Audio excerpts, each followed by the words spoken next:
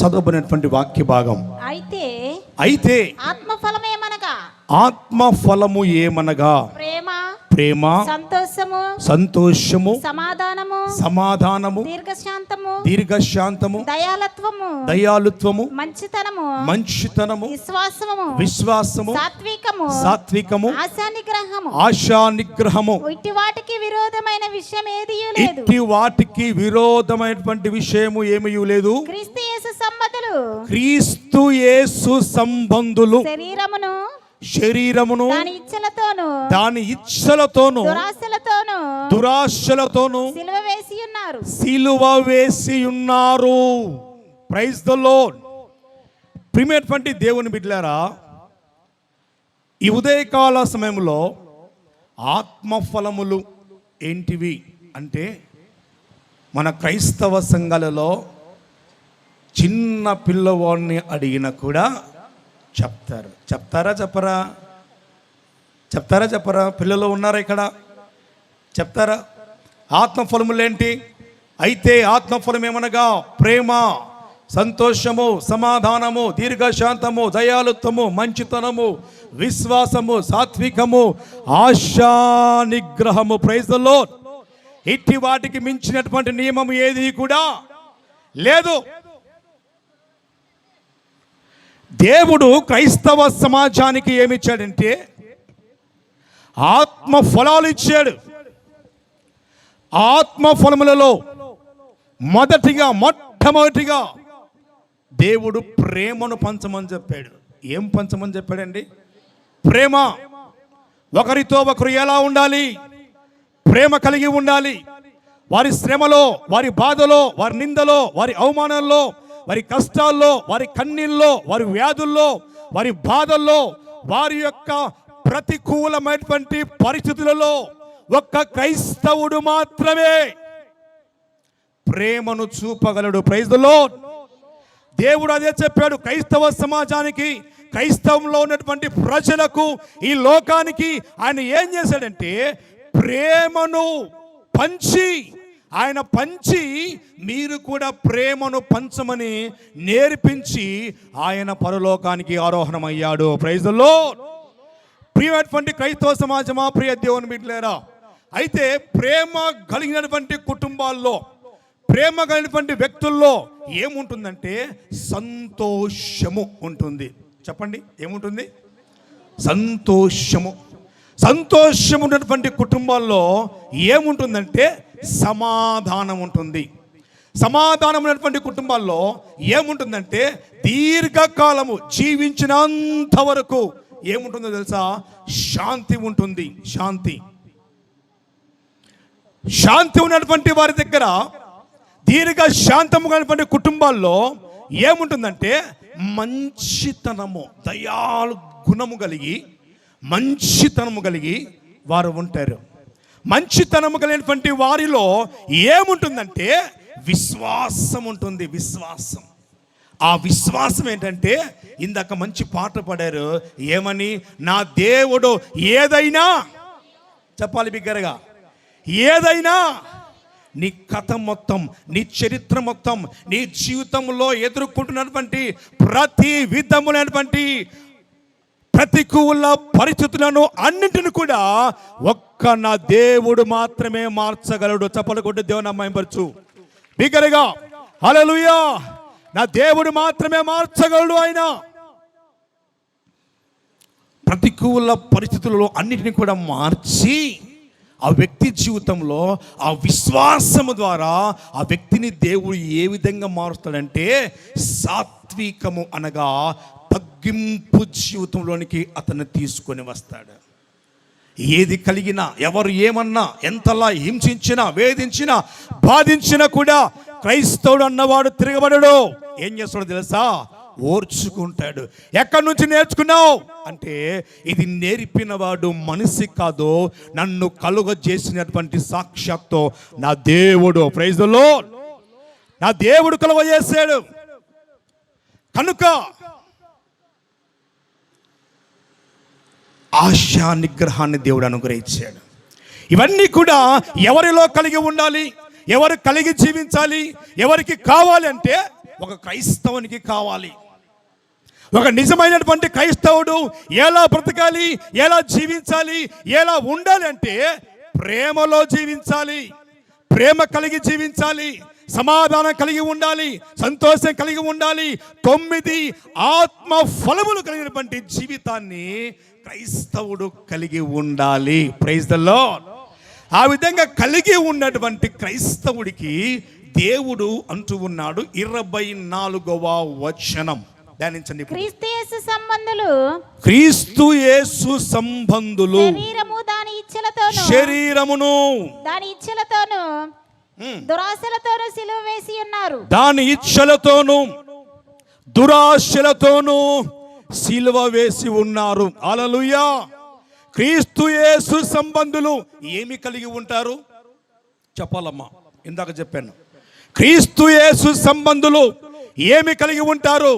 ప్రేమ కలిగి ఉంటారు. తర్వాత చెప్పాలి సంతోషము, ఆ తర్వాత సమాధానము, దీర్ఘశాంతము, దయాళుత్వము, మంచితనము, విశ్వాసము, సాత్వికము, ఆశా నిగ్రహము అన్నటువంటి 9 ఫలములు, 9 వరములు, 9 ఈవులు కలిగి ఉన్నటువంటి వాడే నిజమైనటువంటి క్రీస్తు సంబంధి అయినటువంటి క్రైస్తవుడు. Praise the Lord. ఇవి లేనివాడు లోక సంబంధి, ఇవి లేనివాడు శరీర సంబంధి, ఇవి లేనివాడు లోకానుసారంగా బ్రతుకుతూ ఉన్నటువంటి జీవితాన్ని కలిగినటువంటి వాడు. ఆ జీవితాన్ని కలిగి ఉన్నటువంటి వారితో దేవుడు మాట్లాడుతూ ఉన్నాడు, అయ్యా మీరు క్రీస్తు యేసు సంబంధులు కారు. ఈ ఉదయకాల సమయంలో చేరవచ్చిన మీకు ఒక 5 మాటలు చెప్పు నేను ముగిస్తాను. 5 మాటలు మీకు వేళ్ళ మీదనే. ప్రభు చిత్తమైతే, ప్రభు రాకడ ఆలస్యమైతే, మరొక్కసారి ఒకవేళ అవకాశం వస్తే నేను మరలా వచ్చినప్పుడు నేను ఈ వాక్యం తప్పకుండా నేను మీకు అడుగుతాను. 5 వేళ్ళు మీరు 5 వేలు చూపిస్తే ఉన్నాయండి అందరికి 5 వేలు చూపించండి. ఏమ్మా సగం వేళ్ళు ఉన్నాయా? కొంతమంది ఇట్లా చూపిస్తున్నారు, ఇట్నే ఉన్నారు. ఏంటమ్మా అంటే నాకు ఈడికే వస్తుందయ్యా, చెయ్యి ఇంట్లో రాదు. ఎవరికైనా 10,000 కావాలా చెయ్యి పైకెత్తారంటే ఓయ్ నాకే ముందు కావాలంటారు. హల్లెలూయా. 5 వేలు, 5 వేల మీద మీకు చిన్న వర్తమానం చెప్పేసి నేను ముగిస్తాను. ఎందుకంటే ఇప్పటికే 12:29 అయింది. సరిగ్గా 1:29 నేను ముగిస్తాను. Praise the Lord. క్రీస్తు యేసు సంబంధులు. ఈరోజు నేను చెబుతున్నటువంటి అంశం క్రీస్తు యేసు సంబంధులు. ఒక వ్యక్తి క్రీస్తు యేసు సంబంధిగా మారాలంటే, క్రీస్తు యేసు బిడ్డగా మారాలంటే, క్రీస్తు యేసు సన్నిధిలో ఆ వ్యక్తి జీవితం కట్టబడాలంటే, ఆ వ్యక్తి క్రీస్తు యేసులో నివసించాలంటే అతను కలిగి ఉండవలసినటువంటి 5 లక్షణాలు నేను మీకు చెప్పి ముగిస్తాను. ఈ లోకంలో సంబంధాలు లోక సంబంధాలు ఎన్నో ఉన్నాయి, సంబంధాలు ఎన్నో ఉన్నాయి. సంబంధాలు అనగానే మనకు గుర్తొచ్చేది భార్యాభర్తల సంబంధం, తల్లిదండ్రుల సంబంధం, అన్నదమ్ముల సంబంధం, అక్క చెల్లెళ్ళ సంబంధం, బంధుమిత్రుల సంబంధం, స్నేహితుల సంబంధం. ఎన్నో సంబంధాలు, బాంధవ్యాలు మనకు కనబడుతూ ఉన్నాయి. కానీ అయితే పౌలు గారు మనతో మాట్లాడుతున్నటువంటి మాట ఏంటంటే క్రీస్తు యేసు సంబంధుల గురించి మాట్లాడుతూ ఉన్నాడు.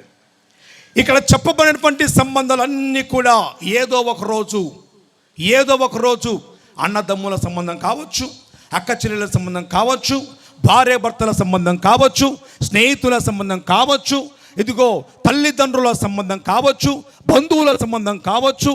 ఏ సంబంధమైనా, ఏ బంధమైనా, ఏ బాంధవమైనా ఇదిగో ఒకరోజు మనల్ని విడచి వెళ్ళిపోవలసినటువంటి సంబంధమే కలిగి ఉన్నారు. అయితే పౌలు గారు చెబుతూ ఉన్నారు, అయ్యా ఈ లోకములో ఉన్నటువంటి సంబంధాల గురించి ఆయన మాట్లాడడం లేదు. ఏ సంబంధం గురించి మాట్లాడుతున్నాడంటే క్రీస్తు యేసు సంబంధులు. క్రీస్తు యేసు సంబంధులు వారు ఎవరు, వారు ఎలా ఉంటారు, వారి క్రీస్తు యేసు సంబంధులుగా మార్చబడాలంటే వారి జీవితంలో వారు ఎలా ఉండాలి? బైబిల్ గ్రంథంలో కొన్ని సంబంధాలు ఉన్నాయి. అవి ఏంటో మీకు పరిచయం చేసి నేను సబ్జెక్ట్ లోపలికి వెళ్తాను.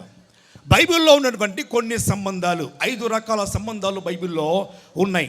మొదటి సంబంధం ఏంటంటే కొరింథీయులకు రాసినటువంటి మొదటి పత్రిక 3వ అధ్యాయము 1వ వచనంలో, కొరింథీయులకు రాసినటువంటి సహోదరులారా ఆత్మ సంబంధులైన మనుషులతో మాట్లాడినట్లు నేను మీతో మాట్లాడలేకపోతుని. శరీర సంబంధులైన మనుషులే అనియు క్రీస్తునందు పసిబిడ్డలే అనియు మీతో మాట్లాడుతూ ఉన్నాను. ఇక్కడ చదవబడినటువంటి వాక్య భాగంలో 2 రకాల సంబంధాలు కనబడుతూ ఉన్నాయి. మొదటి సంబంధం ఆత్మ సంబంధులు. మొదటి సంబంధులు ఎవరండి? ఆత్మ సంబంధులు. 2వ సంబంధులు ఎవరు కనబడుతూ ఉన్నారు? శరీర సంబంధులు. ఇప్పుడు 3వ సంబంధులు మనం చూద్దాం. 2వ యోహాను పత్రిక 3వ అధ్యాయము 12వ వచనం ధ్యానించండి. 2వ యోహాను 3వ అధ్యాయం 12వ వచనం ధ్యానించండి.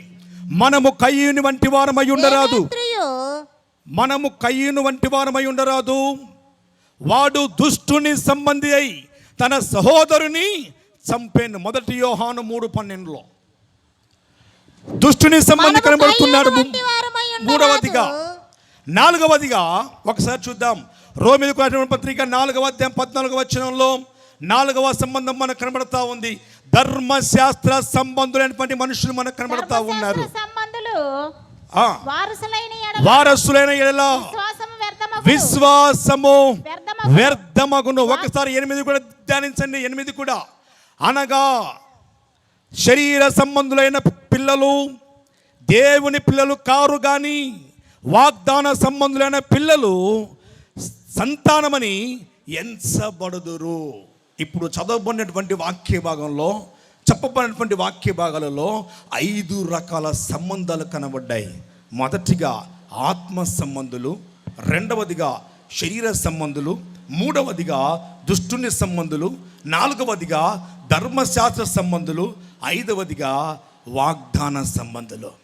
ఈ 5 రకాల సంబంధాలు బైబిల్ గ్రంథంలో కనబడుతున్నాయి. కానీ వీటి గురించి కాదు మనం మాట్లాడుకున్నది. కానీ గలతీయులకు రాసినటువంటి పత్రిక గురించి మనము అక్కడ చదువుకున్నటువంటి వాక్య భాగంలో క్రీస్తు యేసు సంబంధులు కనబడుతూ ఉన్నారు.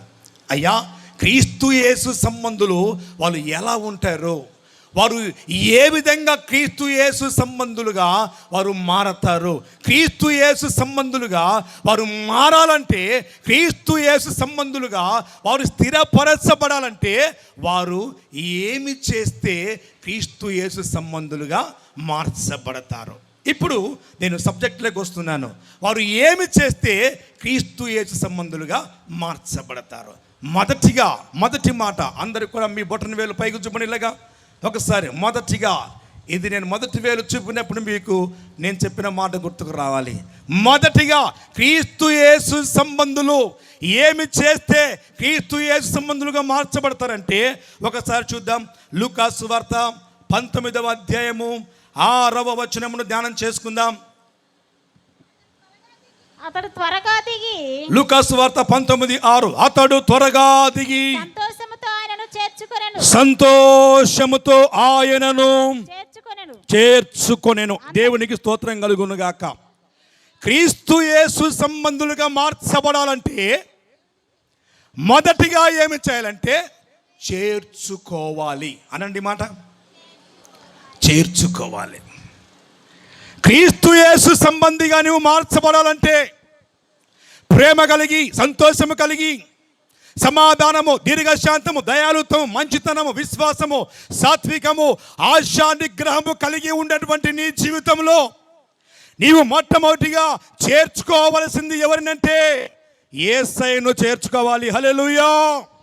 యేసయ్యను చేర్చుకునేటువంటి కారణం చేత ఏ విధంగా మన జీవితం మార్చబడుతుందంటే ఒకసారి 9వ వాక్యం ధ్యానించండి. లూకా సువార్త 19:9 ధ్యానించండి.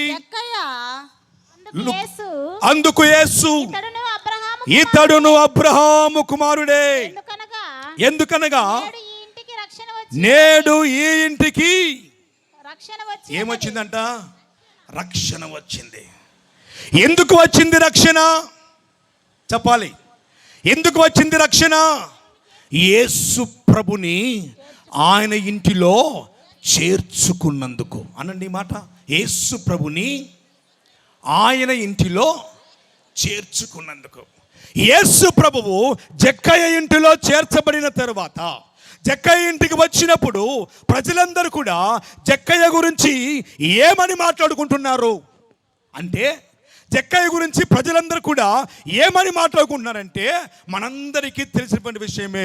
ఇదిగో పాపి అయినటువంటి ఈ మనుష్యుని ఇంటికి పరిశుద్ధుడు వచ్చాడే.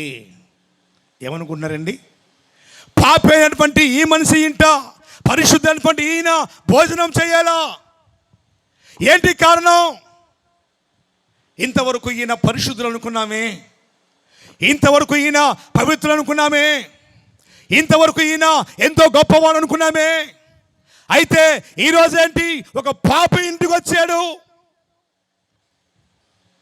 ఒక పాపి ఇంటికి వచ్చాడేంటి అన్నప్పుడు, అక్కడ ఉన్నటువంటి జక్కయ్య జీవితంలో ఎంతలా బాధపడ్డాడండి. వారేమన్నా చాటుగా అంటున్నారా? మాట్లాడాలి. చాటుగా అంటున్నారా? ఎక్కడ అంటున్నారు? యేసు ప్రభు వారు ఆయన ఇంటికి రాగంగానే, ఆయన ఇంటి ముందు నిలబడంగానే ఏమంటున్నారు? ముఖాన్ని అంటున్నారు. ఏమని? కొంచెం బేస్ పెంచట్లా.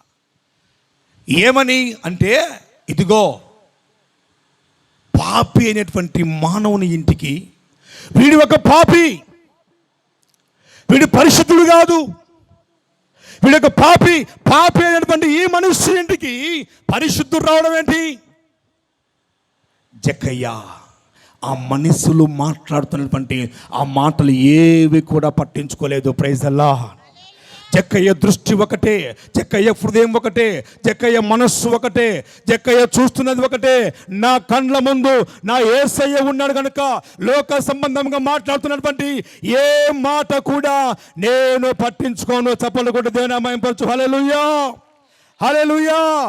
ఇన్ని రోజులు నా జీవితం పాపంలో ఉన్నది, ఇన్ని రోజులు నా జీవితం శాపంలో ఉన్నది, ఇన్ని రోజులు నా జీవితము ఒక వ్యసనములో ఉన్నది, ఇన్ని రోజులు నా యొక్క జీవితము ఇదిగో మోసము చేత, అన్యాయము చేత, అక్రమము చేత, పాపము చేత రోతకరమైనటువంటి జీవితాన్ని జీవించబడి నేను ఎప్పుడైతే యేసయ్యను నేను చూచానో, ఎప్పుడైతే యేసయ్యను నా పేరు పెట్టి ఆయన పిలిచాడో, ఆయనను నేను నా ఇంటికి పిలుచుకున్నాను, నా జీవితమే మార్చబడింది అనేసి జక్కయ్య సాక్ష్యం ఇస్తున్నాడు. Praise the lord. ఈ వాక్యం ఉంటున్న ప్రియ దేవుని బిడ్డలారా, నీ జీవితంలో నీవు యేసు ప్రభుని నమ్ముకున్నందుకు, యేసు ప్రభు యొక్క మందిరంలోకి వస్తూ ఉన్నందుకు, యేసు ప్రభు సన్నిధానంలో జీవిస్తూ ఉన్నందుకు నీ గురించి ఈ లోకము ఎన్నెన్నో రాళ్ళు విసురుతూ ఉన్నారు. ఎన్నెన్నో రాళ్ళు, ఎన్నెన్నో మాటలు, ఎన్నెన్నో అవమానాలు, ఎన్నెన్నో కష్టాలు, ఎన్నెన్నో కన్నీళ్ళు ముఖం మీదనే. ఏమంటారో తెలుసా? కొంచెం మంచి బట్టలు వేసుకొని బైబిల్ పట్టుకొని వెళుతూ ఉంటే, అబ్బో పరిశుద్ధుడు బయలుదేరాడబ్బా. బైబిల్ పట్టుకొని వెళ్తా ఉంటే, అబ్బో పరిశుద్ధురాలు బయలుదేరిందబ్బా. తెల్ల చీర కట్టుకొని, మంచి బట్టలు వేసుకొని, తెల్ల బట్టలు వేసుకొని, ఏంటో ఇంత పరిశుద్ధుడు బయలుదేరాడు. అయ్యా ఈడేంటో, ఈడు బతుకేంటో, ఈడి జీవితం ఏంటో, ఈమెంటో, ఈమె బ్రతుకేంటో, ఈమె జీవితం ఏంటో మాకు తెలియదా ఏంటి? ఎలా ఉన్నారో, ఎలా బ్రతికారో, ఎలా జీవించారో, ఎలా ఉన్నారో, ఇదిగో వారి పూర్వమంతా కూడా ఎలా జీవించారో మాకు తెలీదా? ఈరోజే అబ్బో పరిశుద్ధురాలిగా ఇక్కడ బయలుదేరిందని చెప్పేసి బోల్డ్ మంది నీ గురించి బోల్డ్ మాట్లాడుకుంటున్నారు. అవి ఏవి కూడా పట్టించుకో మాకు. జక్కయ్య ముఖం మీదనే వీడు ఒక పాపి. జక్కయ్య అది చూడలేదు. జక్కయ్య ఏమి చూశాడో తెలుసా? ఇదిగో నా గురించి మనుషులు ఏమి మాట్లాడుకుంటున్నారో కాదు, నా గురించి నా దేవుడు ఏం మాట్లాడుకుంటున్నాడు అన్నది నీకు తెలియాలి. Praise the lord. జక్కయ్య గురించి మనుషులందరూ వీడు పాపి అయినటువంటి మనుష్యుడు, వీడు అన్యాయస్తుడు, వీడు అక్రమస్తుడు, వీడంత మోసగాడు లేడని చెప్పేసి మనుషులందరూ కూడా జక్కయ్య గురించి అనుకుంటూ ఉంటే దేవుడు జక్కయ్య గురించి ఏమంటున్నాడు తెలుసా? ఇదిగో ఇతడు అబ్రహాము కుమారుడు. చప్పట్లు కొట్టి దేవుని అమ్మాయిపరచు బిగ్గరగా అబ్రహాము కుమారుడు ఈయన. నేడు ఈ ఇంటికి రక్షణ వచ్చింది. ఇన్ని రోజులు కోల్పోయాడు ఈ రక్షణ. ఇన్ని రోజులు ఈయనలో ఆశ ఉంది. ఇన్ని రోజులు ఈయన జీవితంలో ఎంతగానో కోరిక ఉంది. యేసయ్యను చూడాలి, యేసయ్య సన్నిధికి వెళ్ళాలి, యేసయ్య పాదాలు పట్టుకోవాలి, యేసయ్య సన్నిధానంలో నా పాపాలు నా శాపాలు కడిగి వేసుకోవాలి, నా మనసులో ఉన్నటువంటి బాధంతా చెప్పుకోవాలి. జక్కయ్య మనసులో ఉన్నటువంటి బాధ ఏంటో తెలుసా? జక్కయ్యతో యేసయ్య మాటన్న రెండు మాటలు. జక్కయ్య త్వరగా దిగిరమ్ము అనండి ఈ మాట. జక్కయ్య త్వరగా దిగిరమ్ము. జక్కయ్య దిగి వచ్చిన వెంటనే ఇక మరో మాట యేసయ్య ఏం మాట్లాడలేదు. జక్కయ్య మాట్లాడడం ప్రారంభించాడు. అయ్యా, ఇదిగో నేను ఎవరి దగ్గర అయితే ఇదిగో అన్యాయముగా అక్రమముగా డబ్బు తీసుకున్నానో, ఇదిగో అదంతా కూడా నేను వారికి రెట్టింపుగా చెల్లిస్తానయ్యా. ఎవరి దగ్గర అయితే మోసపు సొమ్ము నేను సంపాదించానో ఆ మోసపు సొమ్ము అంతా కూడా నేను ఇదిగో మరలా తిరిగి నేను వారికి చెల్లిస్తానయ్యా, రెండంతలుగా ఇస్తానయ్యా. ఆ తర్వాత నా ఆస్తి నమ్మి నేను ఏం చేస్తానో తెలుసా? పేదలకు ఇస్తానయ్యా అంటా ఉన్నాడు. అప్పుడు దేవుడు జక్కయ్యతో మాట్లాడిన మాట, నీకు ఏముంటుందంటే ఇదిగో నా ముందు నా ఇంటిలో యేసయ్య అడుగు పెట్టాడు, అది మాత్రమే చాలు అంటున్నాడు. చప్పలు కొట్టి దేవుని మహిమపరచు. హల్లెలూయా. కోల్పోయిన రక్షణ, పోగొట్టుకున్నటువంటి రక్షణ జక్కయ్య మరలా సంపాదించుకున్నాడు. కారణం ఏంటో తెలుసా? జక్కయ్య ఏం చేశాడంటే యేసు ప్రభుని తన ఇంట చేర్చుకున్నాడు.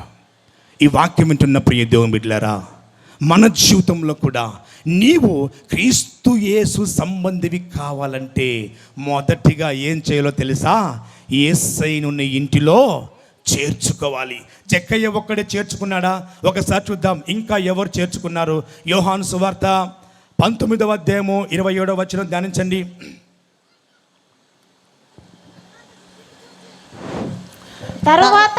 తరువాత శిష్యుడు చూచి ఇదిగో నీ తల్లి అని చెప్పెను.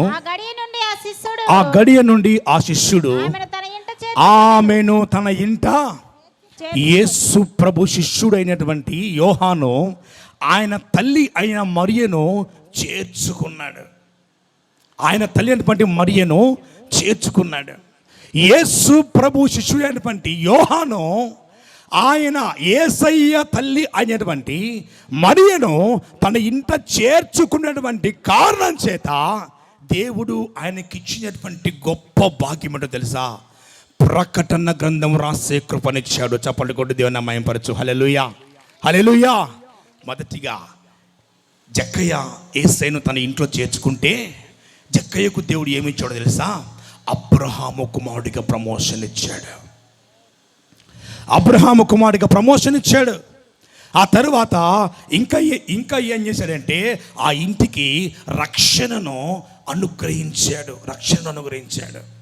రెండవదిగా ఇదిగో యోహాను యేసు ప్రభు యొక్క తల్లిని చేర్చుకున్నటువంటి కారణం చేత ఆయన చేత ఇదిగో ప్రస్తుతం మన చేతుల్లో ఉన్నటువంటి బైబిల్ గ్రంథంలో ఆఖరి పుస్తకమైనటువంటి ప్రకటన గ్రంథం, ప్రవచన గ్రంథమును దేవుడు రాయించుటకు గొప్ప అవకాశాన్ని కల్పించాడు. Praise the lord.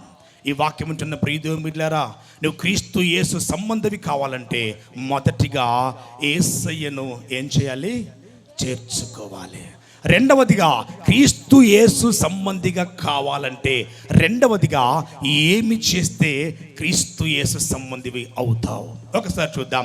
మత్తయి సువార్త 11వ అధ్యాయము 29వ వచనమును ధ్యానం చేసుకుందాం. నేను సాత్వికుడను దీన మనస్సు గలవాడను గనుక మీ మీద నా కాడి ఎత్తుకొని నా యొద్ద నేర్చుకునుడి, అప్పుడు మీ ప్రాణమునకు అప్పుడు మీ ప్రాణములకు విశ్రాంతి దొరుకు. విశ్రాంతి కలుగును. Praise the Lord. రెండవదిగా ఏం చేయాలో తెలుసా? నేర్చుకోవాలి. మొదటిగా ఏం చేయాలమ్మా? మొదటిగా ఏం చేయాలి? గట్టిగా చెప్పలేరా? చేర్చుకోవాలి. రెండవదిగా యేసు ప్రభుని చేర్చుకున్నటువంటి నీవు ఏం చేయాలో తెలుసా? ఆయన పాదముల దగ్గర కూర్చొని నేర్చుకోవాలి. ఒక సహోదరు ఉందండి. ఆ సహోదరి జీవితంలో వారి చిన్నప్పుడే తల్లి తండ్రి ఇద్దరు కూడా చనిపోయారు. ఇద్దరు కూడా చనిపోతే ఆమె, తన అక్క, తన యొక్క తమ్ముడు, ఈ ముగ్గురే ఉన్నారు జీవితంలో. వారు ముగ్గురే తమ యొక్క కుటుంబాన్ని పోషించుకుంటూ ఉన్నారు. ఏం చేయాలో దిక్కు తోచినటువంటి పరిస్థితులలో ఆ సహోదరి ఒక విచిత్రమైనటువంటి ఒక పనిని ఎంచుకుంది. ఆ పని వేశ్యగా మారటం, తప్పిదము చేయటం, పాపము చేసి డబ్బు సంపాదించటం. ఆ పని చేస్తూ ఉన్నప్పుడు ఒకరోజు ఆ ఊర్లో వాళ్ళ కంటపడిందట. ఆ ఊర్లో వాళ్ళ కంటపడితే ఆ ఊర్లో వాళ్ళందరూ కలిసి ఏం చేశారంటే ఆమెను పట్టుకొని వచ్చి యేసు ప్రభు దగ్గర నిలబెట్టారు. నిలబెట్టిన తరువాత యేసు ప్రభు దగ్గర నిలబెట్టి చెబుతున్న ఒకే ఒక మాట ఏమన్నా తెలుసా? బోధకుడా, ఈ సహోదరి తప్పిదము చేస్తుంటే మేము పట్టుకున్నాం, పాపము చేస్తుంటే మేము పట్టుకున్నాం, కనుక ఈమెను రాళ్లతో కొట్టి చంపాలి. మరి నీవేమంటావు అన్నప్పుడు అప్పుడు బోధకుడు అన్నాడు, ఇదిగో, ఎవరైతే తప్పిదము చెయ్యలేదో, ఎవరైతే పాపము చెయ్యలేదో, పాపము చేయని వాడు ఎవరైతే ఉన్నారో వాడు మొట్టమొదటి రాయి ఈమె మీద వేయండి అని చెప్పాడట. పాపము చేయని వాడు మొట్టమొదటి రాయి ఈమె మీద వేయండి అనగానే అందరూ కూడా నా తప్పిదం రాస్తున్నాడు, నా పాపం రాస్తున్నాడు అని చెప్పి అందరూ కూడా పారిపోతూ ఉన్నారంట. పారిపోతూ ఉంటే ఆ సహోదరి ఒక్కతే మిగిలింది. అప్పుడు యేసయ్య అన్నాడు, అమ్మా, నిన్ను ఎవ్వరు కూడా శిక్షించలేదా? లేదు ప్రభువా, నన్ను ఎవ్వరు కూడా శిక్షించలేదు, నేను కూడా నిన్ను శిక్షించను. ఇదిగో ఇక పాపము చెయ్యమొద్దు అని చెప్పేసి యేసయ్య వెళ్ళిపోయాడంట. ఒకరోజు ఆయన అలాగ వెళ్తూ ఉంటే అలా ఇంటికి వచ్చాడు. వాళ్ళ ఇంటికి వచ్చినప్పుడు ఆ సహోదరి ఏం చేసింది ఒకసారి చూద్దాం. లూకాసు వార్త 10వ అధ్యాయము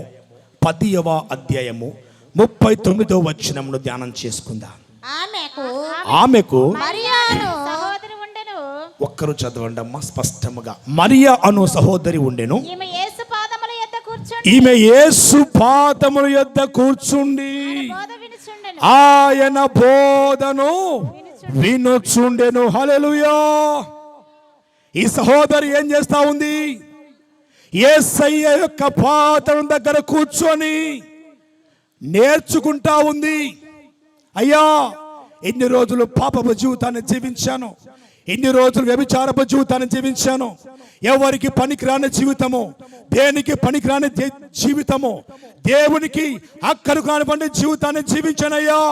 ఇదిగో అటువంటి జీవితాన్ని జీవిస్తున్నటువంటి నా జీవితంలో ఇదిగో నీవు నాకు ఒక అవకాశం ఇచ్చావు. నీ సన్నిధిలో కూర్చొని నీ బోధ వినే అవకాశం ఇచ్చావు.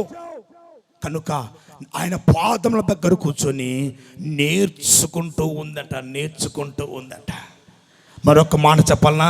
బైబిల్ గ్రంథంలో ఇదిగో యేసు ప్రభు వారిని సమాధికి సిద్ధపరిచినటువంటి సహోదరి ఎవరంటే, ఆ ఘనత, ఆ యొక్క భాగ్యము ఎవరికి లభించిందంటే యేసు ప్రభు యొక్క పాదం దగ్గర కూర్చొని నేర్చుకున్నటువంటి మరియకు మాత్రమే ఆ భాగ్యము లభించింది. చెప్పనుకుంటే దేవుని అమ్మాయి పరచు. హల్లెలూయా.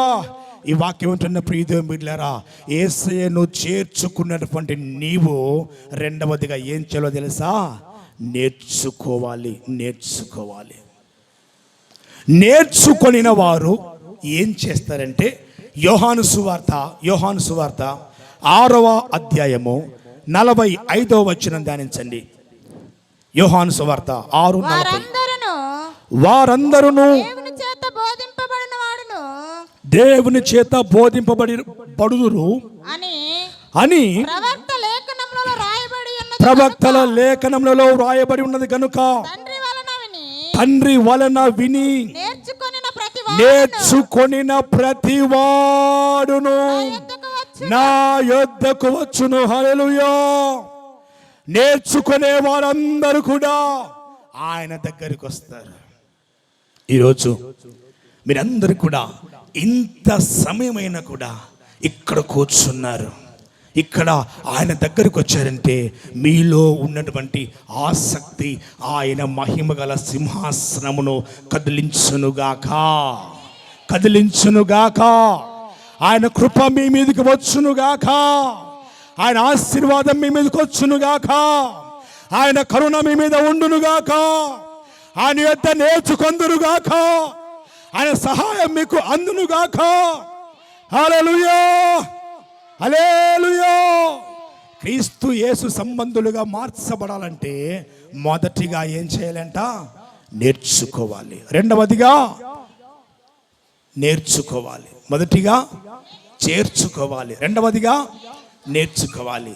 యేసయ్యను చేర్చుకున్న నీవు, యేసయ్య సన్నిధానంలో నేర్చుకున్న నీవు మూడవదిగా ఏమి చేయాలో తెలుసా? ఒకసారి చూద్దాం.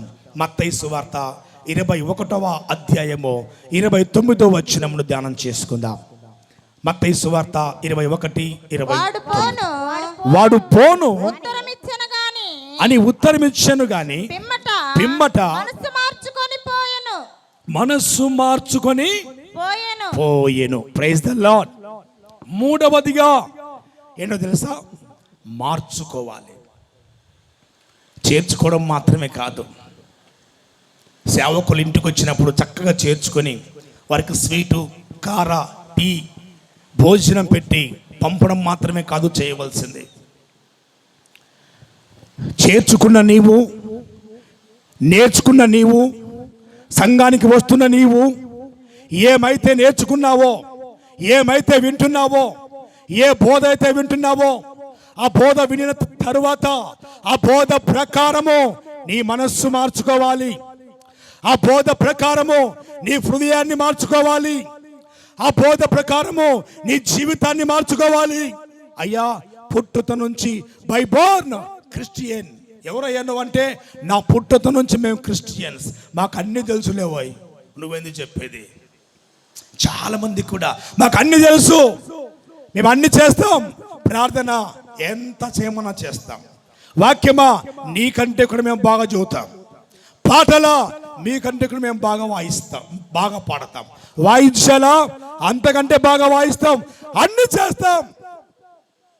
కానీ యేసయ్యను మాత్రము చేర్చుకోం. అన్ని చేస్తాం కానీ నేర్చుకోం. సరే, నేర్చుకున్నావు. నేర్చుకున్న నీకు నీ జీవితంలో కావలసినది, అతి అవసరమైనది ఏంటో తెలుసా?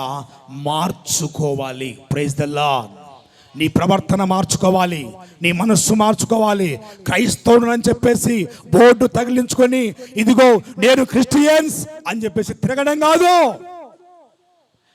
క్రీస్తుకు తగినటువంటి ఫలము నీవు ఫలించాలి, మార్చుకోవాలి. ఏమి మార్చుకోవాలంటే, ఇదిగో అతడు ఏం చేశాడంటే, ఆ ఇద్దరు కుమారులు పెద్దోడు అంటున్నాడు, నేను పోను డాడీ ద్రాక్ష తోటకు, నేను వెళ్ళను, నా వల్ల కాదు అన్నాడు. పిమ్మట ఆ తరువాత ఏం చేశాడో తెలుసా? మనస్సును మార్చుకున్నాడు. ఈ వాక్యం ఉంటున్న ప్రియదేవుని బిడ్డలారా, నీవు కూడా నీ మనస్సును మార్చుకోవాలి. ఇంకా ఎంతకాలం పాపంలోనే జీవిస్తాం? అంచె దినాల్లో ఉన్నాం, కడవరి దినాల్లో ఉన్నాం. ఇదిగో దేవుని రాకడ ఎప్పుడో, మన పోకడ ఎప్పుడో మనకే తెలియదు. ఆయన ఏ క్షణమైనా రావచ్చు. ఇదిగో ఇక్కడ రాయబడినటువంటి వాక్య భాగంలో ఇదిగో ఆయన మేఘాలు వచ్చుచున్నాడని చెప్పేసి బైబిల్లో వాక్య భాగం రాయబడి ఉన్నది. ఆయన ఏ క్షణమైనా రావచ్చు. అయ్యా, నేను వచ్చే సమయంలో అక్కడెక్కడ కరువులు, భూకంపాలు, యుద్ధాలు, రాజ్యం మీదకి రాజ్యం, ప్రజల మీదకి ప్రజలు ఎన్నెన్నో జరుగుతూ ఉన్నాయి.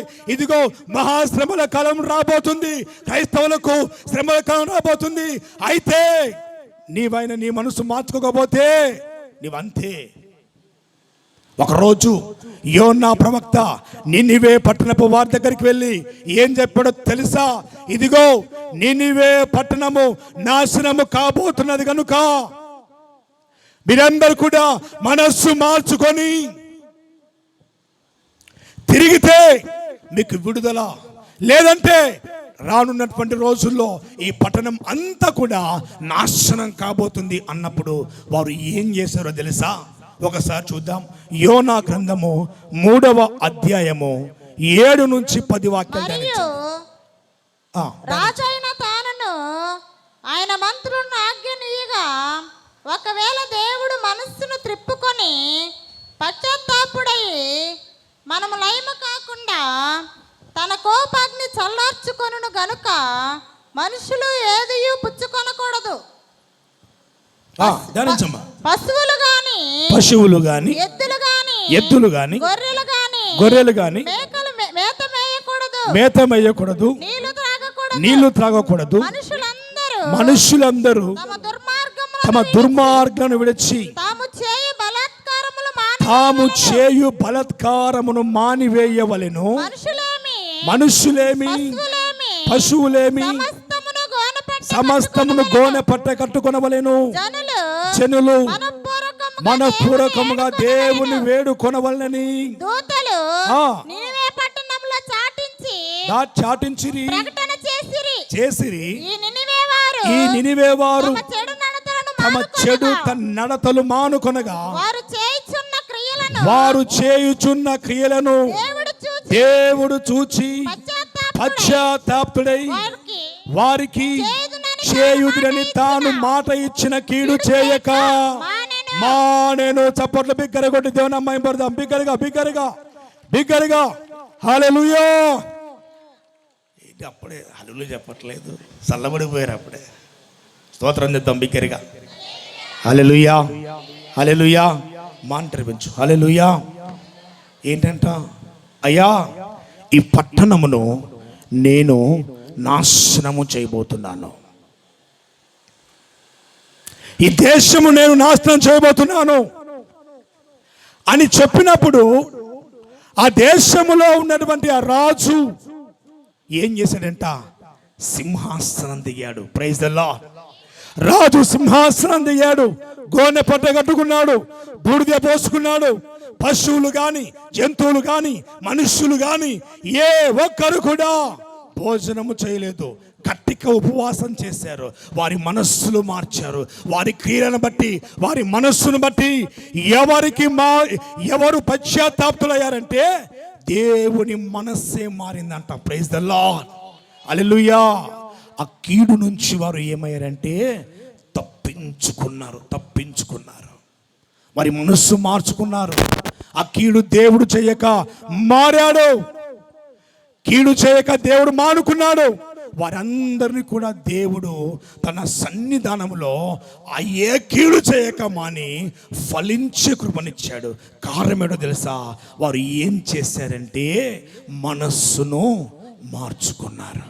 యేసు ప్రభును చేర్చుకున్న నీవు, యేసు ప్రభు దగ్గర నేర్చుకున్న నీవు నీ మనస్సు మార్చుకోకపోతే, ఇదిగో ఆదికాండం 3వ అధ్యాయం 19వ వాక్యం చెప్పినట్లుగా నీవు నేలకు తిరిగి చేరు వరకు నీ ముఖపు చెమట కార్చి ఆహారము తిందువు. ఏలయనగా నేల నుండి నీవు తీయబడుతూ గనక నీవు మన్నే గనక తిరిగి మన్నైపోదు అని చెప్పాను. ಮತ್ತೆ ఇదిగో కీర్తన గ్రంథము 89వ కీర్తన 48వ వచనములో మరణము చూడక బ్రతుకు నరుడెవరు? ఇదిగో పాతాళం యొక్క వశము కాకుండా తన్ను తాను తప్పించుకొని వాడు ఎవడనే అన్ని విధముగా ఇదిగో ఏ క్షణమైనా సరే మరణం అన్నది మనకు సంభవించవచ్చును. ఇకనైనా మనము మన మనస్సు మార్చుకోకపోతే, మన హృదయం మార్చుకోకపోతే యేసయ్య రాకడా మన పోకడ ఎప్పుడో మనకు తెలీదు. యేసయ్యను చేర్చుకున్న నీవు, యేసయ్య సన్నిధానంలో నేర్చుకున్న నీవు నీ మనస్సును మార్చుకొని ఆయన సన్నిధానంలో క్రీస్తు యేసు సంబంధులుగా మార్చబడాలి. Praise the lord. హల్లెలూయా, హల్లెలూయా. ఇప్పటివరకు ఎన్నైనా చెప్పండి ఒకసారి. 3 చేర్చుకోవాలి, నేర్చుకోవాలి, మార్చుకోవాలి. ఇంకా ఎన్ని ఉన్నాయి? ఇంకా 2 ఉన్నాయి. ఆ 2. 4వది చేర్చుకున్న నీవు, నేర్చుకున్న నీవు, మార్చుకున్న నీవు ఏమి చేయాలో తెలుసా? ఒకసారి చూద్దాం. మత్తయి సువార్త 6వ అధ్యాయము 20వ వచనమును ధ్యానం చేసుకుందాం. మత్తయి సువార్త 6వ అధ్యాయము. పరలోకమందు మీ కొరకు ధనమును కూర్చుకొనుడి, అక్కడ చిమ్మటైనను తుప్పైనను దానిని తినివేయదు, దొంగలు కన్నము వేసి దొంగిలరు. Praise the lord. 4వది సమకూర్చుకోవాలి, సమకూర్చుకోవాలి. ఈ లోకంలో డబ్బు సంపాదించడం కాదు. ఈరోజు డబ్బు సంపాదించడానికి ఎందరో ఎన్నెన్నో మార్గాలు వెతుక్కుంటున్నారు. యవనస్తులైతే ఈ రోజుల్లో చెడిపోతూ ఉన్నారు. ఎన్నెన్నో పలు రకాలుగా డబ్బు కోసం ఎంతో దిగజారిపోయేటువంటి జీవితాలు జీవిస్తూ ఉన్నారు. డబ్బు కోసం వారు ఎంతగానో ఇదిగో తమ జీవితాన్ని తాము పణంగా పెట్టుకుంటున్నారు. వారు ఏం చేస్తున్నారో కూడా, ఎలా వెళుతున్నారో కూడా అర్థం కానటువంటి పరిస్థితుల్లో వెళ్ళిపోతూ ఉన్నారు. యవనస్తులు అలాగే ఉన్నారు, మధ్య వయస్సులు అలాగే ఉన్నారు, వృద్ధులు అలాగే ఉన్నారు. టోటల్గా మనుషులందరూ కూడా అలాగే ఉన్నారు. ఏమైందా? ఏం చేస్తున్నావంటే డబ్బు సంపాదిస్తూ ఉన్నాను. ఈ డబ్బు సంపాదించే క్రమంలో ఏం చేస్తున్నావు అంటే సమాధానం లేదు. ఏదేదో చేస్తున్నాను, ఎలాగోలాగా సంపాదిస్తూ ఉన్నాను. నేను కూడా ఫేమస్ కావాలి, నేను కూడా గొప్పను కావాలి, నాకంటూ ఒక ఐడెంటిఫై కావాలి. ఏంటంట? మనుష్యుల్లో ఈ లోక సంబంధమైనటువంటి వాటి కొరకు పాకులాడుతున్నారు. అయ్యా, యేసయ్యను చేర్చుకున్నావా? యేసయ్య దగ్గర నేర్చుకున్నావా? యేసయ్యను చేర్చుకున్న నీవు, నేర్చుకున్న నీవు నీ హృదయాన్ని మార్చుకున్నావా? అయితే యేసయ్యను చేర్చుకున్న నీవు, యేసయ్య దగ్గర నేర్చుకున్న నీవు, నీ హృదయాన్ని మార్చుకున్న నీవు 4వదిగా సమకూర్చుకోవాలి. దేన్ని సమకూర్చుకోవాలంటే ఈ లోకంలో ధనము కాదు సమకూర్చుకోవాల్సింది. దేవుడు నీకు కొన్ని వరాలు ఇచ్చాడు. పాటలు అనే వరం, ప్రార్థన అనే ధనం, ఆత్మ ఫలములు అనే ధనం, వీటి అన్నిటిని కూడా నీవు సంపాదించుకోవాలి. అపోస్తులైనటువంటి పౌలు క్రీస్తు కొరకు సమస్తమును కూడా నష్టముగా ఎంచుకున్నాడు, పరలోకములో ధనమును సంపాదించుకున్నాడు. Praise the lord. హల్లెలూయా. మీకందరికీ తెలిసినటువంటి ఒక వ్యక్తిని నేను మీకు పరిచయం చేస్తాను. ఆయన ఎవరంటే Colgate Williams. Colgate toothpaste ఎంతమందికి తెలుసండి? Colgate tooth paste. కోల్గేట్ ఎంతమంది వాడతారు? ఏమ్మా మీరు వాడరా? మా చేతులు ఎత్తరే. ఎంతమంది కోల్గేట్ టూత్ పేస్ట్ వాడతారు? నా భాష మీకు అర్థమవుతుందా? పేస్ట్, కోల్గేట్ టూత్ పేస్ట్ పండ్లు తోముకోవడానికి టూత్ పేస్ట్ ఎంతమంది వాడతారు? అర్థమైందా? అర్థమైన వాళ్ళు హల్లెలూయా చెప్పండి, వ్యర్థమైన వాళ్ళు కూడా హల్లెలూయా చెప్పండి. అది అర్థమైందా? ఆకలి అవుతున్న వాళ్ళు స్తోత్రం చెప్పండి, హల్లెలూయా. ఇంకా ఆపబోయే వాళ్ళు స్తోత్రం చెప్పండి, హల్లెలూయా. సరే, మీకు ఇంట్రెస్ట్, చాలా శ్రద్ధ. Praise the lord. మీ ఆసక్తిని బట్టి దేవుడికి స్తోత్రం కలుగును గాక. హల్లెలూయా. విలియమ్స్ గారు ఏం చేశారంటే కోల్గేట్ టూత్ పేస్ట్ను ప్రారంభంలో ఆయన ప్రారంభించినప్పుడు ఒక చిన్న పౌడర్లో తీసుకొని దాన్ని, అవి మా చిన్నప్పుడు మేము కూడా తోముకున్నాం. అవి తోముకున్న వాళ్ళు ఎవరైనా ఇక్కడ ఉంటే కూడా సంతోషమే.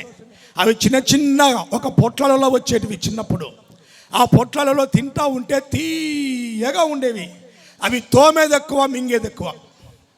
తోమే తక్కువ, మింగేది ఎక్కువ. ఏంటండి? తోమేది తక్కువ, మింగేది ఎక్కువ. ఏమిరా అంటే తోమినావా అంటే తోమినాను. ఏం తోమినావు అంటే ఆ పొట్లమంతా అయిపోయేది. ఏమిరా అయిపోగొట్టినావా అంటే మరి బాగా తోమాలి కదా చక్కగా. ఆ టేస్ట్ అటువంటిది.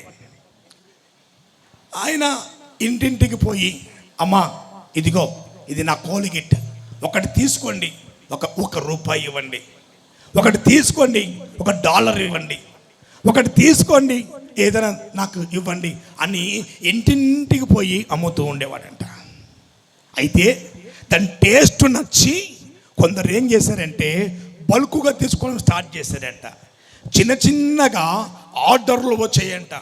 ఆర్డర్లు రాగానే ఆయన ఏం చేశాడంటే 100 ప్యాకెట్లు అమ్మితే ఆ 100 ప్యాకెట్లలో వచ్చినటువంటి డబ్బు ఒక $100 వస్తే అందులో ఒక $10 తీసి, అయ్యా ఇది నీవు నాకు ఇచ్చినటువంటి భాగం అయ్యా, ఇది నీకు ఇస్తానయ్యా అని చెప్పేసి ఇవ్వడం స్టార్ట్ చేశాడంట.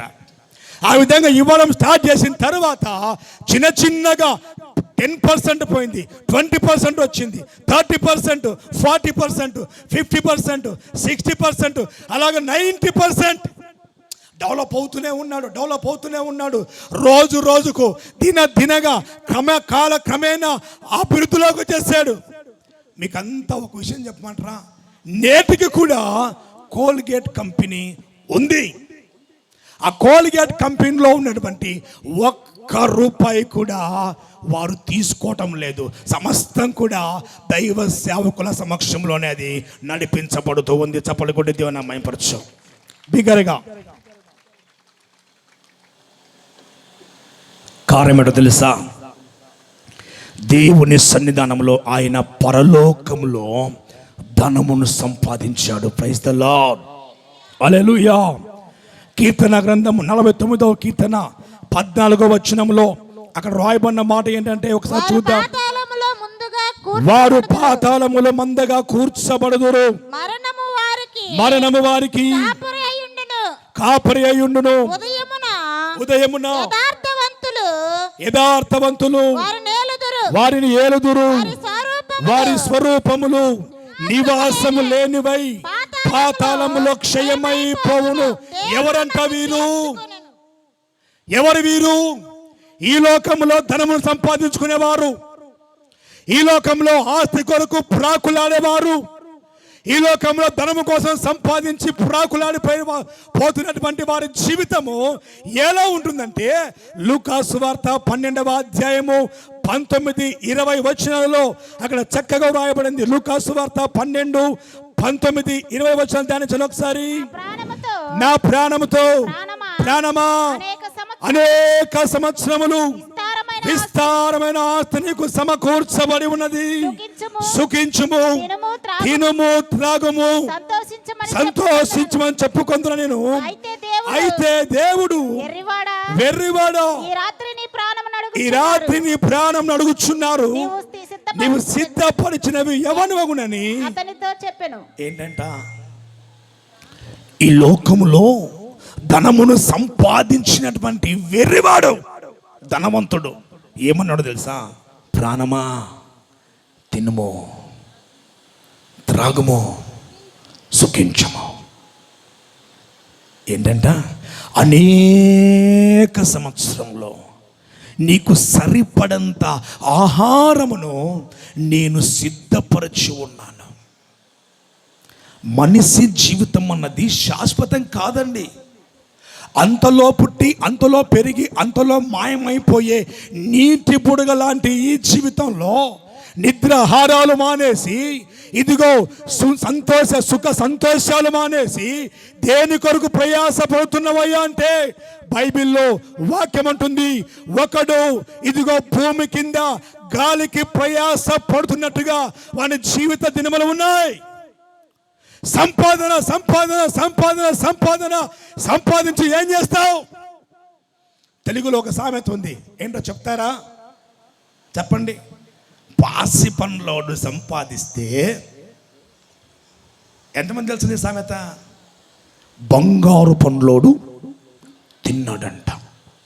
ఎవరు సంపాదిస్తే?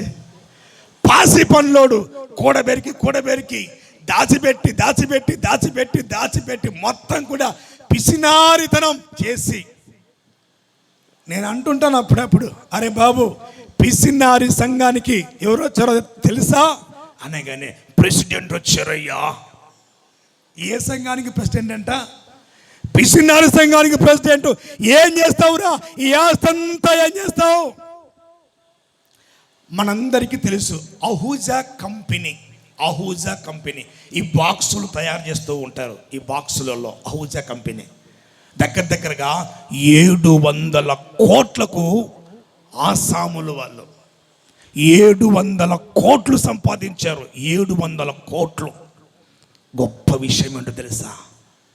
700 కోట్లు సంపాదించి ఆ ఇద్దరు అన్నదమ్ములు తమ జన్మనిచ్చినటువంటి తల్లిని రోడ్డు మీద ఒక అనాథాశ్రయంలో తల్లిని వదిలిపెట్టి ఆ అన్నదమ్ములు ఆస్తి కొరకు తల్లిని రోడ్డు మీద వదిలిపెట్టి వెళ్ళిపోయారంట.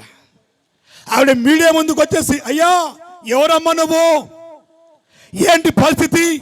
ఇక్కడ ఉన్నావు, చూస్తూ ఉంటే గొప్ప ఇంటికి యజమానురాల్లో ఉన్నావు, ఎవరు నువ్వు? ఆమంటుంది, నేను ఎవరో తెలుసా? Ahuja company owner.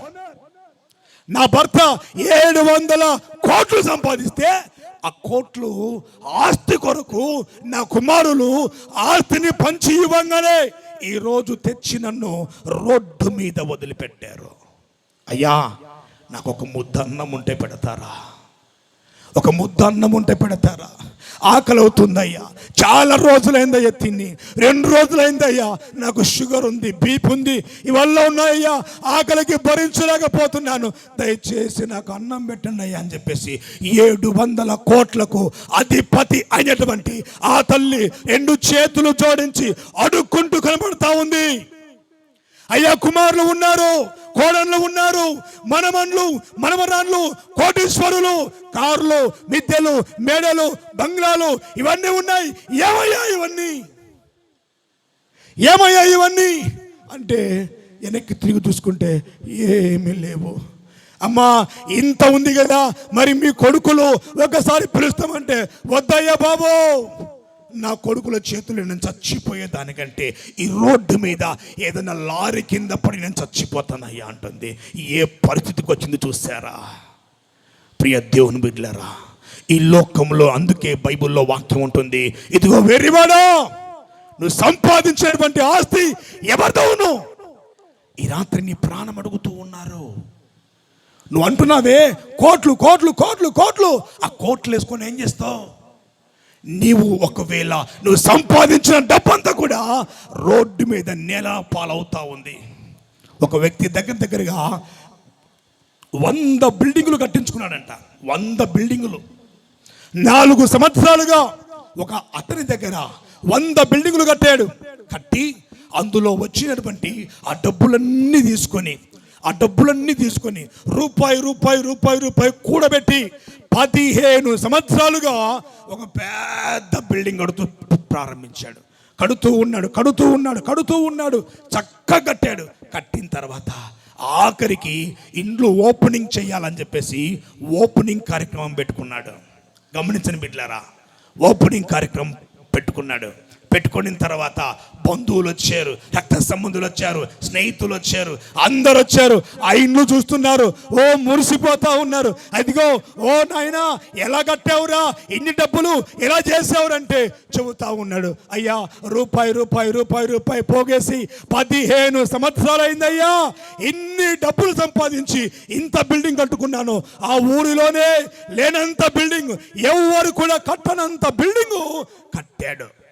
ఇక అనుకున్నాడు, భార్య, 2 కొడుకులు, 1 కూతురు, 4 వచ్చారు.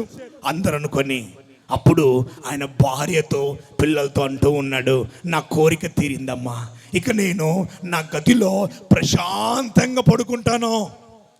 ఫంక్షన్ అంగరంగ వైభవంగా చేశాను కదా, ఇక ప్రశాంతంగా పడుకుంటాను.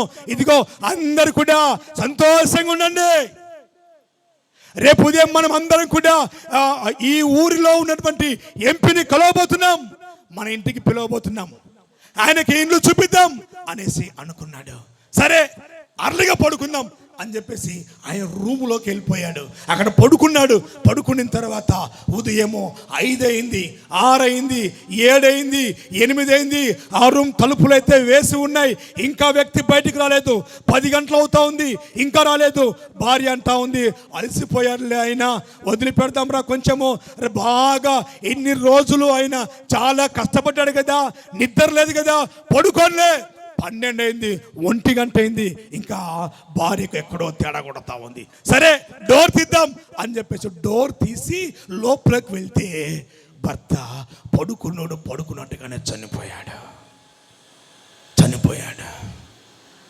15 సంవత్సరాలు కష్టపడి సంపాదించినటువంటి ఆ బిల్డింగ్లో నేను పడుకోవాలి, నా ఇంట్లో నేను ఆడుకోవాలి, నా కుమారులకు పెళ్లి చేయాలి, నా కుమార్తెలకు పెళ్లి చేయాలి, చక్కగా నేను బ్రతకాలి, 10 మందిలో తలెత్తుకొని నేను జీవించాలి అని కలలు కన్నవాడు ఉదయం కాలంకంతా చనిపోగానే తన కొడుకులు తీసుకొని వచ్చేసి ఏం చేశారో తెలుసా? ఇదిగో మా నాన్నగారు మా కొడుకు ఇంత పెద్ద బిల్డింగ్ సంపాదించాడు కదా, ఆయనను ఆ రూమ్లోనే ఉంచుదాం అనుకోలా. 4 గంటలు కాగానే స్నానం చేపించారు, వరండాలో పడేశారు. కొడుకులు అంటూ ఉన్నారు, ఏమన్నా తెలుసా? ఇదిగో అమ్మా ఆ శవాన్ని తెచ్చి బయటపడేయండి. భార్య అంటా ఉంది, అయ్యా శవాన్ని తెచ్చి బయట వేయండి, ఇంకా సమాధి కార్యక్రమాలు చేద్దాం. ఏ ఒక్కరు కూడా బంధువులు ఊరికి వెళ్ళిన వారు మరలా వస్తూ ఉన్నారు.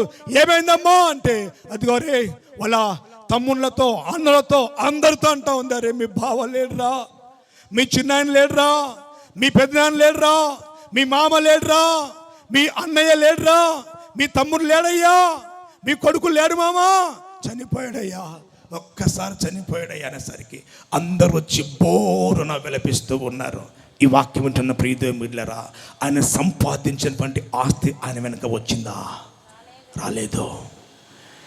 ఇలా ఈ ఉదయకాలం ప్రభు నీతో మాట్లాడుతూ ఉన్నాడు. నీవు సమకూర్చుకుంటున్నావు, ఈ లోకంలో సమకూర్చుకున్న ప్రతిదీ కూడా చిమ్మట దొంగలు కన్నం వేసి నీ జీవితాన్ని పాడు చేస్తారు.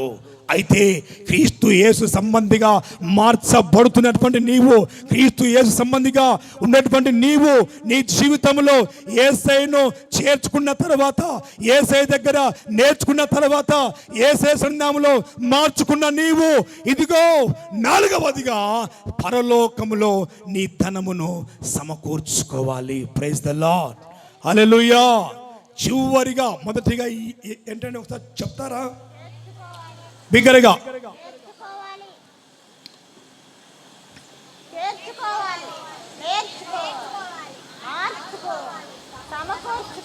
ఏ వెనకున్న వాళ్ళు చెప్పరా?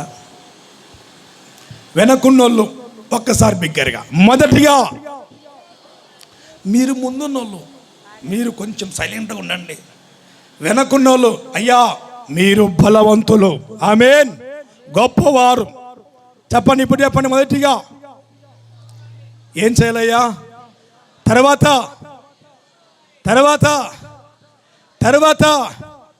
చివరి మాట ఏం చేయాలో చెప్పు, నేను ముగిస్తాను, నాకు ఇచ్చిన సమయం కూడా అయిపోతుంది కనుక. చివరిగా ఏం చేయాలి? క్రీస్తు యేసు సంబంధులు కావాలంటే చివరిగా ఏం చేయాలి? ఒకసారి మత్తయి సువార్త 18వ అధ్యాయము 26, 27 వచనం. కాబట్టి ఆ దాసుడు అతని ఎదుట సాగిలపడి మ్రొక్కి నా ఎడల ఏం చేయాలి? 5వది ఓర్చుకోవాలి. యేసయ్యను చేర్చుకున్నటువంటి నీవు, యేసయ్య సన్నిధానంలో నేర్చుకున్నటువంటి నీవు, యేసయ్య సన్నిధానంలో క్రీస్తు సంబంధిగా ఉన్నటువంటి నీవు, మార్చుకున్నటువంటి నీవు, సమకూర్చుకున్నటువంటి నీవు, చివరిగా 5వదిగా ఏం చేయాలో తెలుసా? ఓర్చుకో. ఎన్ని శ్రమలు వచ్చినా ఓర్చుకోవాలి, ఎన్ని బాధలు వచ్చినా, ఎన్ని ఇబ్బందులు వచ్చినా, ఎంత కష్టం వచ్చినా, ఎన్ని కన్నీళ్ళు వచ్చినా, ఎన్ని బాధలు వచ్చినా, ఎంత సమస్యలు వచ్చినా నువ్వేం చేయాలి? ఓర్చుకోవాలి. కుటుంబంలో సమాధానం లేదా, నెమ్మది లేదా, ఐక్యత లేదా, భార్య భర్తలు గొడవ పడుతున్నారా? ఇదిగో అత్త కోడలు గొడవ పడుతున్నారా? ఇదిగో మామూలుగా తండ్రి కొడుకులు గొడవ పడుతున్నారా? క్రీస్తు యేసు సంబంధిగా యేసయ్యను నువ్వు చేర్చుకున్నావు, యేసయ్య దగ్గర నేర్చుకున్నావు, యేసయ్య సంధానం నీ హృదయాన్ని మార్చుకున్నావు. యేసయ్య సంధానంలో పరలోకంలో నువ్వు ధనాన్ని సమకూర్చుకోవాలంటే ఈ భూలోకంలో నువ్వు ఏం చేయాలో తెలుసా? ఓర్చుకోవాలి. Praise the lord. లాజరు ఓర్చుకున్నాడు. ధనవంతుడు వచ్చి ఆ భోజనం తింటూ ఆ రొట్టె ముక్కలు కింద పడితేనట, లాజరు వచ్చి ఆ రొట్టె ముక్కలు తినటానికి పోతే ఆ యొక్క ధనవంతుడు కాలుతో తన్నిపోయేటోడంట, తన్ని వెళ్ళిపోయేటోడంట. చూస్తూ ఉంటే అతను గుమ్మం దగ్గర ఆ లాజరు ఉన్నప్పుడు ఈ ధనవంతుడు ఒక్కసారిగా పోతూ పోతూ అలా కాలు తగిలించుకొని వెళ్ళిపోయేవాడట. కానీ లాజరు ఏ రోజు కూడా ఆ ధనవంతుని దగ్గరికి నిలబడి, ఇదిగో ధనవంతుడా, నన్ను ఎందుకు నీవు కాలితో తన్నావయ్యా? నన్ను ఎందుకు నీవు నెట్టివేశావు? ఎందుకు కొట్టావు అని ప్రశ్నించలా. ఓర్చుకున్నాడు. లాజరు ఓర్చుకున్నాడు కనుకనే అబ్రహాము రమ్మున అనుకున్నాడు. చెప్పలేకుండా దేవుని అమ్మాయి పరచు. హల్లెలూయా. ఈరోజు ఈ యొక్క ఉదయకాల సమయంలో ప్రభునితో మాట్లాడుతున్న మాట, ఓర్చుకున్నటువంటి వారికి దేవుడు ఏమిస్తాడంటే, ప్రకటన గ్రంథము 2వ అధ్యాయము 10వ వచనం ధ్యానించండి ఒకసారి. ప్రకటన గ్రంథము 2వ అధ్యాయం 10వ వచనం ధ్యానించండి. ఇదిగో శోధింపబడినట్లు మీరు శోధించబడినట్లు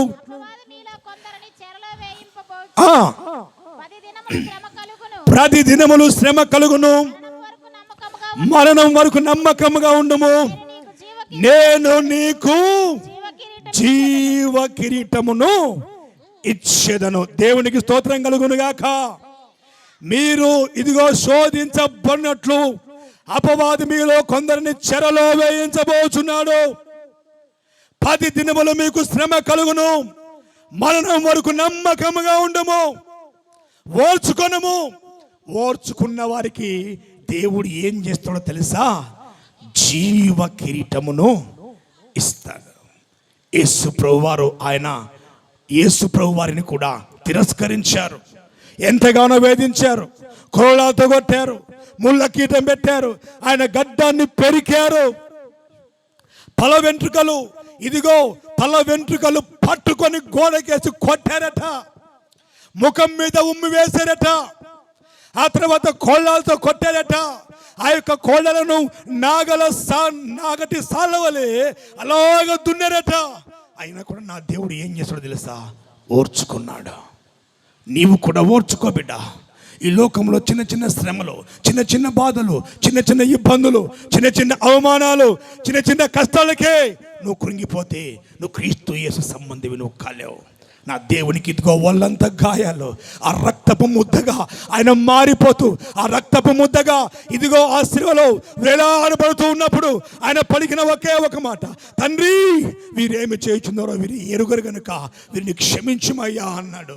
ఇదిగో ఆయన అంత యాతన పడుతూ, ఆ యొక్క కలువరి శిలువలో అంత వేలాడుతూ, అంత బాధపడుతూ, అంత నలిగిపోతూ, ఆ యొక్క ఎర్రటి ఎండలో నలిగిపోతున్నటువంటి ఆయన ఒక దొంగకు భరోసా ఇస్తూ ఉన్నాడు. నేడు నీవు నాతో కూడా పరదేశులో ఉందువు అని. ఆ బాధలో కూడా తన తల్లిని ఆయన విడిచిపెట్టలేదు. తల్లిని విడిచిపెట్టకుండా అమ్మా ఇదిగో నీ కుమారుడు అని చెప్పేసి యొక్క యోహాను చేతిలో వారి యొక్క తల్లిని పెట్టినట్టుగా మనం చూస్తున్నాం. ఆ తర్వాత ఆయన అంటూ ఉన్నాడు, ఇదిగో నా దేవా, ఆ బాధ తట్టుకోలేక, ఆ శ్రమను అనుభవించలేక, నా దేవా నన్ను ఎలా చెయ్యి విడిచితివయ్యా. 5వదిగా నేను తప్పికొనుచున్నాను అన్నాడు. 6వదిగా ఇదిగో సమాప్తమైపోయిందయ్యా. చివరిగా యేసు ప్రభుని అంతలా కొట్టినా, అంతలా తిట్టినా, అంతలా వేధించినా, అంతలా బాధించినా కూడా నా యేసయ్య ప్రాణం మాత్రమో ఎవరు కూడా తీయలేకపోయారు. ఆయనకై ఆయనే తన ఆత్మను, తండ్రి నీ చేతికి నా ఆత్మను అప్పగించును అని చెప్పేసి నేలకు ఒరిగి తన ప్రాణమును, తన ఆత్మను తన తండ్రికి అప్పగించాడు. చప్పడు కూడా దేవుని అమ్మాయింపరచు. హల్లెలూయా. ఈ ఉదయకాల సమయంలో ఆయన నిన్ను పిలుస్తూ ఉన్నాడు. నా కుమార్తె, నీవు నా యొక్క సంబంధిగా మార్చబడుతూ ఉన్నావా? ఇదిగో క్రీస్తు యేసు సంబంధిగా నీవు ఉండాలంటే నువ్వు చేర్చుకున్నావా? నా దగ్గర నేర్చుకున్నావా? నీ జీవితాన్ని మార్చుకున్నావా? ఇదిగో ఈ లోకంలో ఏమి సమకూర్చుకుంటున్నావు? పరలోకంలో ధనాన్ని సమకూర్చుకుంటున్నావా? బిడ్డ, ఈ లోకంలో పోతున్నటువంటి సమస్యలకు, బాధలకు, నిందలకు, అవమానాలకు, కష్టాలకు, కన్నీళ్లకు ఇదిగో ఓర్చుకోలేక నీ జీవితంలో నలిగిపోతున్నావా? బిడ్డ, ఓర్చుకోమ్మా అని చెప్పేసి నీ దేవుడు నీతో మాట్లాడుతూ ఉన్నాడు. హెబ్రీయులకు రాసినటువంటి పత్రిక 12వ అధ్యాయంలో 2వ వచనంలో దేవుడు అంటాడు, మనము కూడా ప్రతి భారంలో సులువుగా చిక్కులుపెట్టు ప్రతి పాపమును విడిచిపెట్టి విశ్వాసమును కర్తయు దాన్ని కొనసాగించువాడని యేసు వైపు చూచుచు మన ఎదుట ఉంచబడిన పందెములో ఓపికతో పరిగెత్తుతాము. ఆయన తన ఎదుట ఉంచబడిన ఆనందము కొరకై అవమానం నిర్లక్ష్య పెట్టి సిలువను సహించి దేవుని యొక్క సింహాసనమున కుడిపార్శ్వనుగా అయ్యున్నాడు. Praise the lord. ఈ వాక్యం విన్న ప్రియ దేవులారా, ఆనందం కొరకు అవమానమును ఆయన నిర్లక్ష్య పెట్టాడు. ఈరోజు ఈ ఉదయకాల సమయంలో యేసు క్రీస్తు సంబంధులుగా ఉన్నటువంటి వారికి, ఉండాలు అనుకున్నటువంటి వారికి 5 విషయాలు చెప్పాను. మొదటి విషయం అందరం కలిసి చెబుదామా? మొదటి విషయం చెప్పాలి. మొదటి విషయం చేర్చుకోవాలి. రెండవ విషయం నేర్చుకోవాలి. మూడవ విషయం మార్చుకోవాలి. నాలుగో విషయం సమకూర్చుకోవాలి. 5వ విషయము ఓర్చుకోవాలి. అందరం కూడా లేచి నిలబడదామా? అందరం కూడా లేచి నిలబడి